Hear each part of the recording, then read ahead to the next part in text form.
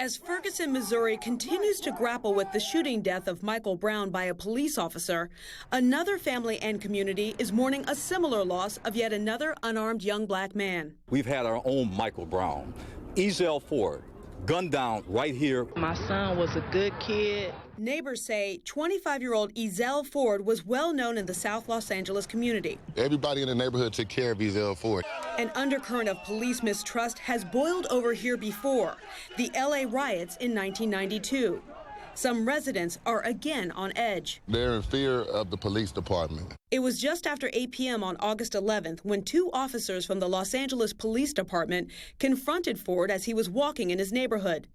Police say Ford made, quote, suspicious movements, end quote, and looked like he was trying to conceal his hands before allegedly grabbing one of the officers. A violent altercation ensued where the suspect actually attempted to grab the officer's gun. Police say Ford and the officer fell to the ground in the struggle before both the officer and his partner fired their weapons at Ford. Ford would later die at the hospital.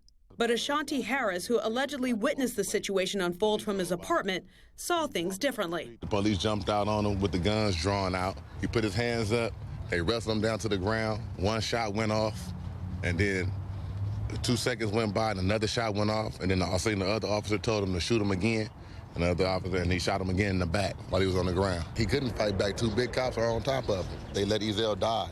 Now more than 2 weeks after the shooting, the LAPD has named the officers, 12-year police veteran Charlton Wampler and Antonio Villegas, on the force for 8 years. No justice, no peace. In the days since Ford's death, the community has organized marches to protest police brutality. How do you explain when you have this level of deadly force against those that are not even accused of committing a crime and are not even armed? But LAPD says the community should not rush to judgment as the investigation is ongoing. It's important to us that we be transparent, that we be open, that we demonstrate as much as we can in terms of the viability of the investigation, because the public's trust is at the forefront.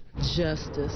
Yes. Justice for Ezell. We just want some kind of justice. Some kind of justice and answers. All we want to know is why you do it. Several people in the neighborhood say Ford had a mental disability, but the lawyer for the family refuses to clarify if this is true. That lawyer, who also represented Rodney King, says he plans to file a federal wrongful death lawsuit against the LAPD on behalf of the Fords. Stephanie Elam, CNN, Los Angeles.